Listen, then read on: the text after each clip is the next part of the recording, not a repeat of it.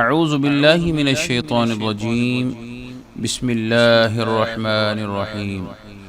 الرجال قوامون على النساء بما فضل الله بعضهم على بعض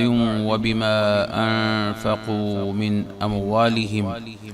فالصالحات قانتات حافظات للغيب بما حفظ الله واللاتی تخافون نشوزهن فعظوهن واهجروهن في المضاجع واضربوهن فإن أطعنكم فلا تبغوا عليهن سبيلا إن الله كان عليا كبيرا۔ مرد عورتوں پر مسلط اور حاکم ہیں اس لیے کہ خدا نے بعض کو بعض سے افضل بنایا ہے، اور اس لیے بھی کہ مرد اپنا مال خرچ کرتے ہیں تو جو نیک بیویاں ہیں وہ مردوں کے حکم پر چلتی ہیں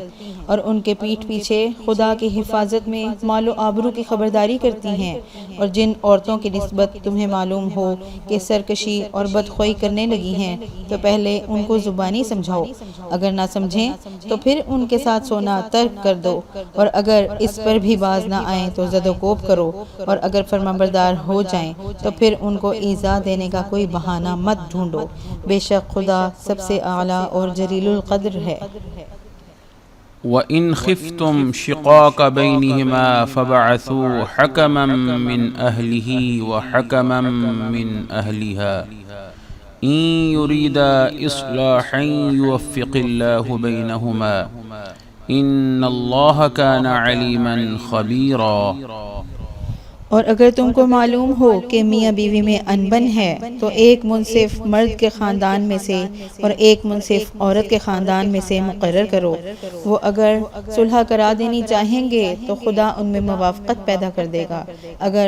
کچھ شک نہیں کہ خدا سب کچھ جانتا اور سب باتوں سے خبردار ہے۔ وَاعْبُدُوا اللَّهَ وَلَا تُشْرِكُوا بِهِ شَيْئًا وَبِالْوَالِدَيْنِ إِحْسَانًا وَبِذِي الْقُرْبَى واليتامى والمساكين والجار ذي القربى والجار الجنب والصاحب بالجنب وابن السبيل وما ملكت أيمانكم إن الله لا يحب من كان مختالا فخورا۔ اور خدا ہی کی عبادت کرو اور اس کے ساتھ کسی چیز کو شریک نہ بناؤ، اور ماں باپ اور قرابت والوں اور یتیموں اور محتاجوں اور رشتہ دار ہمسایوں اور اجنبی ہمسایوں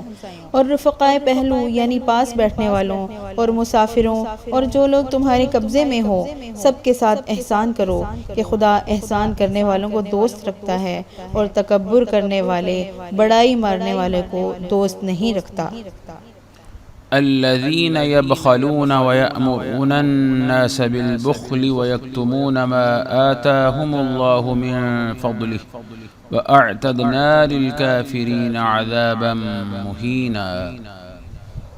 جو خود بھی بخل کریں اور لوگوں کو بھی بخل سکھائیں، اور جو مال خدا نے ان کو اپنے فضل سے عطا فرمایا ہے اسے چھپا چھپا کے رکھیں، اور ہم نے ناشکروں کے لیے ذلت کا عذاب تیار کر رکھا ہے۔ والذين ينفقون أموالهم رئاء الناس ولا يؤمنون بالله ولا باليوم الآخر ومن يكن الشيطان له قرينا فساء قرينا۔ اور جو خرچ بھی کریں تو خدا کے لیے نہیں بلکہ لوگوں کے دکھانے کو، اور ایمان نہ خدا پر لائیں نہ روز آخرت پر، ایسے لوگوں کا ساتھی شیطان ہے، اور جس کا ساتھی شیطان ہو تو کچھ شک نہیں کہ وہ برا ساتھی ہے۔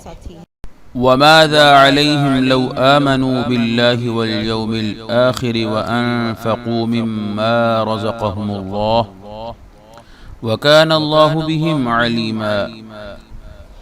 اور اگر یہ لوگ خدا پر اور روز قیامت پر ایمان لاتے اور جو کچھ خدا نے ان کو دیا تھا اس میں سے خرچ کرتے تو ان کا کیا نقصان ہوتا، اور خدا ان کو خوب جانتا ہے۔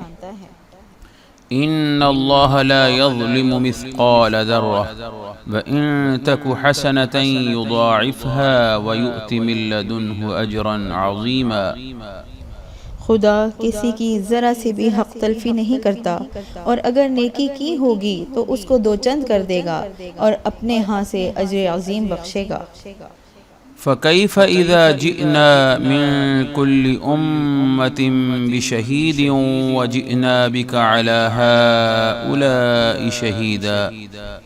بھلا اس دن کیا حال ہوگا جب ہم ہر امت میں سے احوال بتانے والے کو بلائیں گے اور تم کو ان لوگوں کا حال بتانے کو گواہ طلب کریں گے۔ يومئذ يود الذين كفروا وعصوا الرسول لو تسوى بهم الأرض ولا يكتمون الله حديثا۔ اس روز کافر اور پیغمبر کے نافرمان آرزو کریں گے کہ کاش ان کو زمین میں مدفون کر کے مٹی برابر کر دی جاتی، اور خدا سے کوئی بات چھپا نہیں سکیں گے۔